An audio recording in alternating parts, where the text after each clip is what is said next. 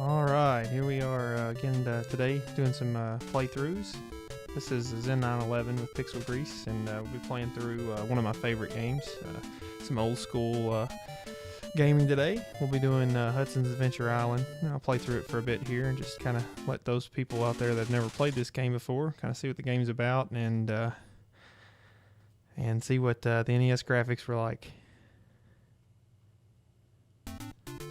So this game was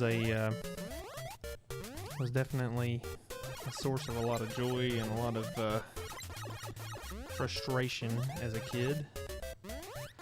Anybody that's ever played this game will tell you that, like most NES games, it's not that forgiving. So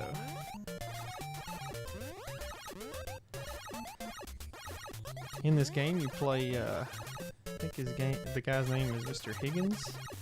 And he is a Hawaiian guy that is looking for his princess, I think, or something. I don't know. There wasn't a lot of story back in the day, so he's looking for his princess, and get there. He's got some weapons. He's got these hatchets that you see me throwing now. He also has some fire that maybe we'll get to see a little bit later in this level. There's also, I think actually here, if I'm not mistaken. Yeah. Also, you'll see me picking up fruit throughout the game, and that's because, well, one, it gives you points, but most importantly, it's actually keeps you alive in the game. Here is something really important. This B is something you're going to want to pick up. It lets you continue. I think I might have actually missed that, but for the sake of this Let's Play, it's probably not that big of a deal. You'll definitely want to get that, though, if you try to beat this game on your own. I am playing on the console version. Just like the feel of the console better, the controllers and everything, so. This is pretty much it as far as the game goes. I mean, it's a platformer. It's got some interesting levels to it, but basically with every level you've got you have a series of, every world has a series of 4 stages. The 4th stage is the boss stage. The first 3 are usually any mix of a couple of outside boards and a cave stage.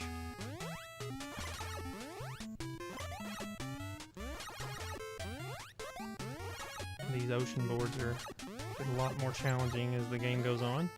There's a lot of moving monsters that try to get you from the bottom. So far we're doing pretty good though. So the B, I think. So the B is a version of like a star or something in Mario Brothers. Gives you invincibility.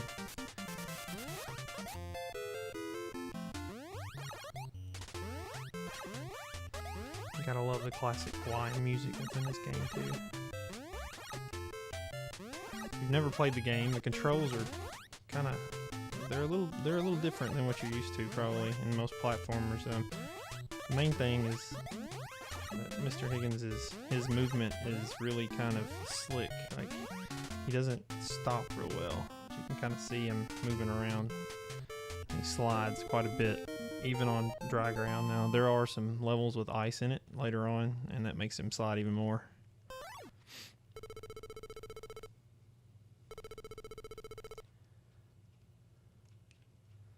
So now in this one we'll be in a cave. I think I'll skip the skateboard for this board.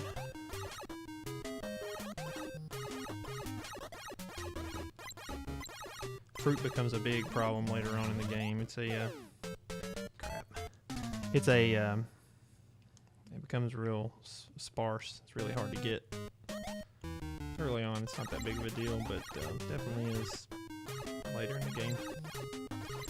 The game actually gets its origins from a game on the NES, or I'm sorry, the Sega Master System called Wonderboy. Seen a lot of discussion going back and forth on that, but it did actually come from Wonderboy. Wonderboy was first came out. It was a arcade style game.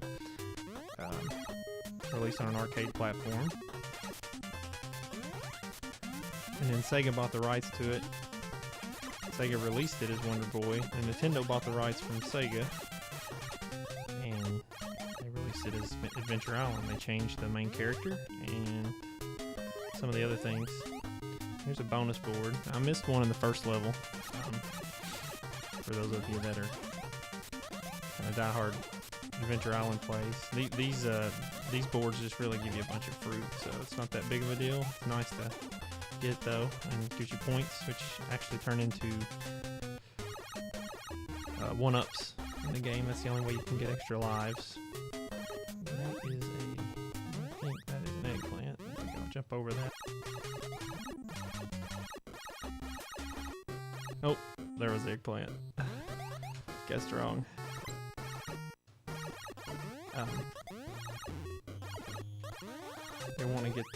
You want to not get the eggplants. They kind of suck you of all your life. But you can see on this board here, see how slick everything is. It's not a good idea to get too hasty in the game or over push yourself to the point where you can't control your landing spot. Let me try to get this pot. We'll see how this works.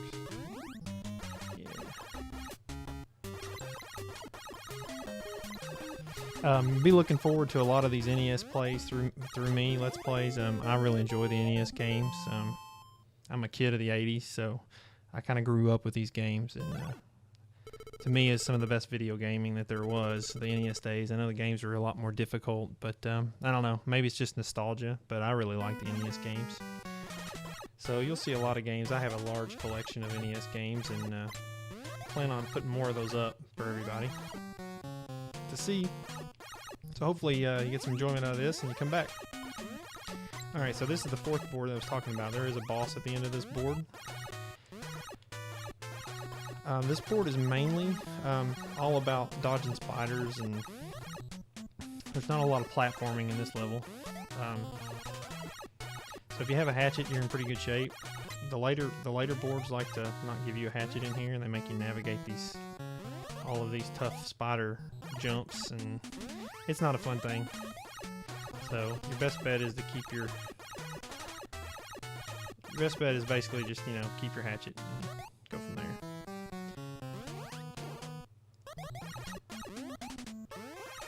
There's also these markers on the board. They kind of show you how far along you've made it. I don't know if you've been paying attention to that, but they do give you kind of an idea of how far along you've made it in the level. And they serve as places to kind of, when you die, you come back in those spots. So, alright, so we're getting closer. Now these flowers mean there's a coyote. If you're lucky, you can get him twice. He drops a radio actually on the other side of you. So.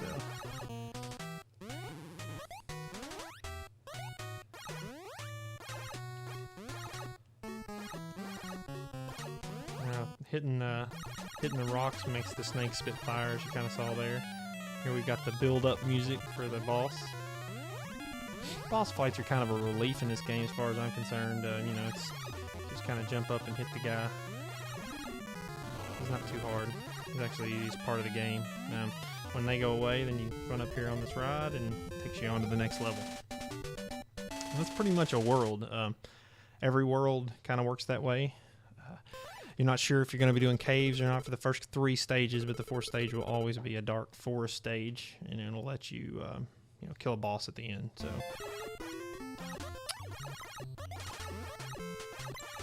I think there are 8 worlds in the game, and they are said they get much more difficult. The first board's kind of just getting you used to how the game works, and then after that, it's going for blood. So. Use the hatchets a lot to try to find out if there's secret eggs. They'll disappear whenever you get close to where an egg is. So,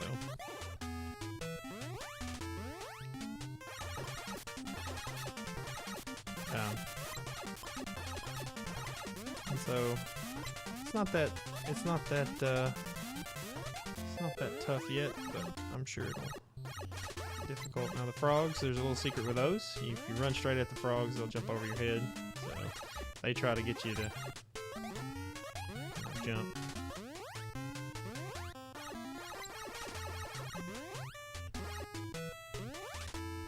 Let's see. So strawberry milk, that's good. That'll heal your health all the way up.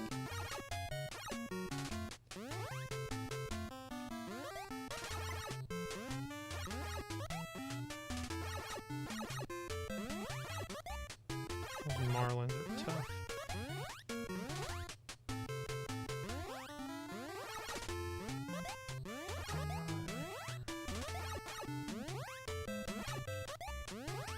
You hold down the B button when you're jumping.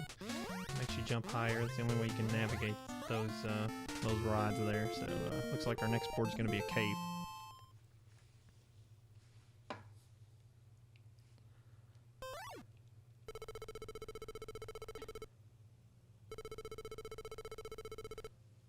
The pop bonus doubles your score at the end of the round.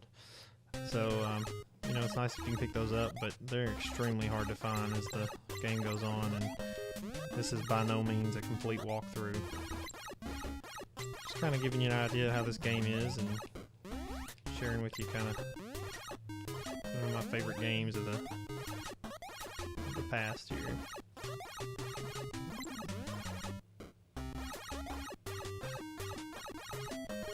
Yeah, sure, skateboard. Why not? No, they didn't last long.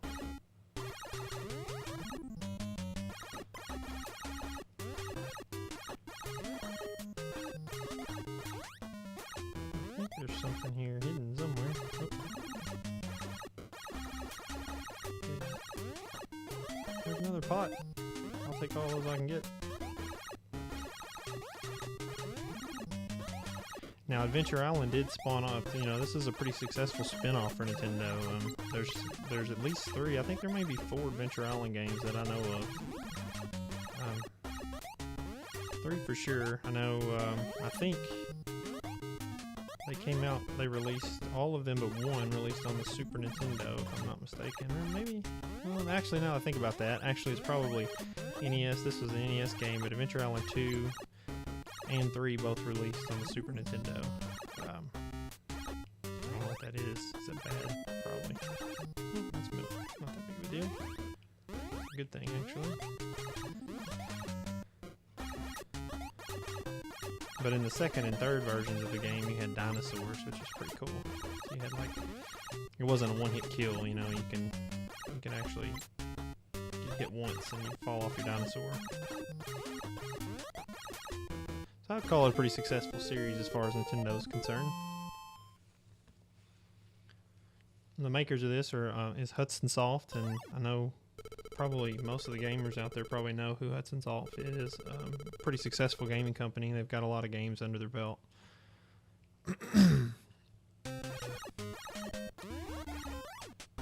They made a lot of really good games. They made another one of my favorite games, which gets a lot of flack by the Let's Play community, but it's Mylan's Secret Castle. I will be doing a play of that soon, so be on the lookout for that.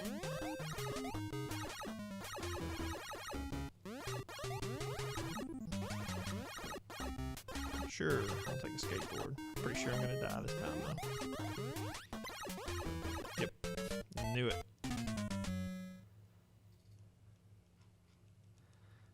This is round 3, so maybe I'll make it through this one and at least show you another boss.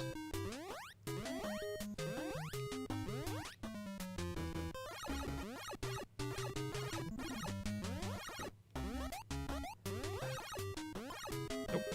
Looks like I'm gonna die there. Oh well, there's always next time.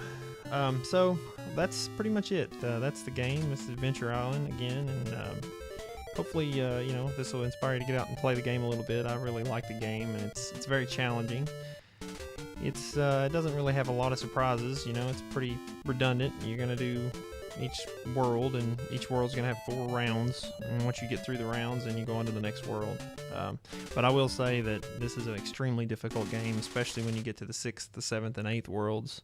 So there's a lot of challenge there. So hopefully you have a good time playing this game, and until next time, I'll let you go. Again, this is Zen911 and with PxlGrease. Thanks for watching.